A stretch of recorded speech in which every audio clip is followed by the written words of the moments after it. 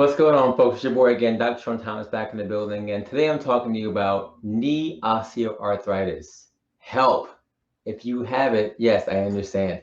As Dr. Physical Therapy, I see a number of people, and now in my 10th year of treating patients, I really decided I wanted to share more of my knowledge based on what I've experienced as a therapist with the world. And knowledge is power. So today we're talking about knee osteoarthritis. What is it? So you've had that experience where your knee kind of hurts. If you have a certain age group, or if you've had some kind of an injury. Myself, I've had 2 knee surgeries, one in high school, one in college. And lateral meniscus tears. I had surgery twice.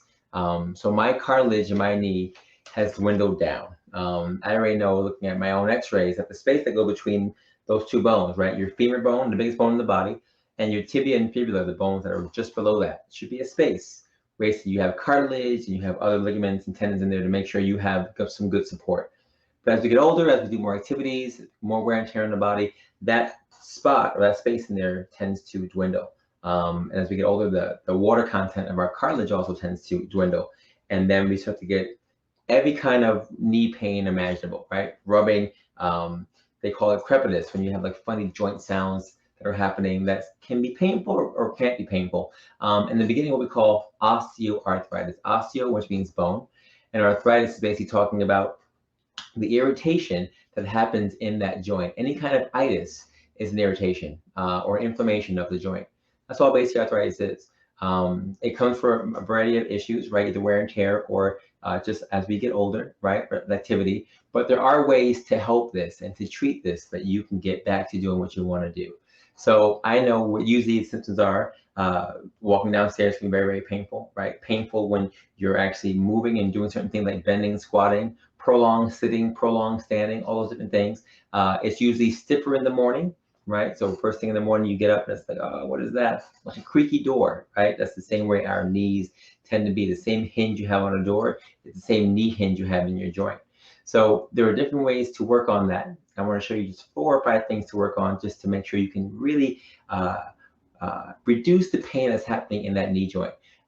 First of all, the best way to really focus on this is to work on your strength, right? The quad muscle is the muscle that's right above that knee, right above that on that femur. That's the main muscle that helps you with extension or kicking the knee out and bringing it back in. Our job is to make sure we can get that knee to be strong and to be stable enough to be able to go up and down stairs without discomfort, without pain. So I'm going to show you a couple things to do to work on that in particular. The first thing that we have to focus on is strength and our range of motion. Now, range of motion is very, very key, right? Your ability to keep that leg straight is going to be the main thing that keeps you being able to stand and not having an issue doing certain things like standing for a long time. So let's start with number 1, right? Let's go. So first thing you want to do what we call quad sets or quadricep isometric exhalations. You can grab a towel or a sheet, a pillowcase, even a sock. Put that sock right under your knee, right? And all you're going to do is try to push down towards the ground. As you see, for me, I lack extension. I lack about 5 degrees of extension based on my surgeries, based on life, based on tightness happening in the quad muscle or in the hamstrings down in here, and weakness in the quad muscle. So I need to strengthen my quad and relax or lengthen my hamstring, right? I put that towel right under here. I press down towards that towel. My toes are pointing up into what we call dorsiflexion. I'm going to hold that for about 10 seconds. We're going to do that 10 times. As you can see, my muscle pushes down into a nice strong quad, hamstring being stretched in the back. We'll try it 12 times, 10 seconds each. Number 2, flexion gapping. Use that same sock or that towel, that sheet, that pillowcase. You're going to put that right behind the back of that knee. And all you're going to do is what we call a heel slide with what we call flexion gapping. Flexion gapping is a good way to work on the space that we're losing in between that knee. I need more space in there. I need more space. So a good way to stretch out the joint capsule itself is to work on flexion gapping. Use a towel or a sheet, pillowcase or a sock right between that knee, and you basically do an active assisted movement where you're pushing that heel up towards that butt as far as you can and using that sock to open up the back or the posterior part of that knee. You do that again 12 times, 10 seconds each. Our third thing, straight leg raises. We've done these a number of times. You've probably seen them somewhere, right? You'll be laying on your back, nice and flat, and raise that leg up to the height of the other knee. Again, working on knee extension, total extension, toes pointed up to the height of the other knee. Bring it down nice and easy. You can gently kiss or touch the ground for a second, and then back up. For these, we'll do 3 sets of 10, working on quad strength, hip flexor strength, right? Harder if you sit up, easier if you lay down flat on the ground. Okay, that's number 3. Number 4, bridges. Long time, great workout, right? Nice and flat on the ground. Head relax.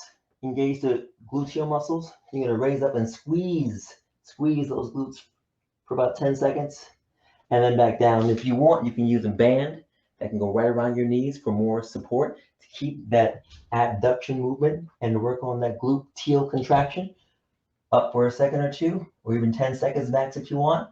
Either 10 times 10 seconds or 3 sets of 10 for those.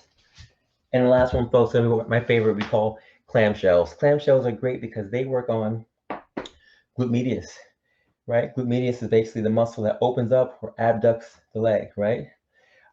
Maximus extends, medius abducts, minimus internally rotates.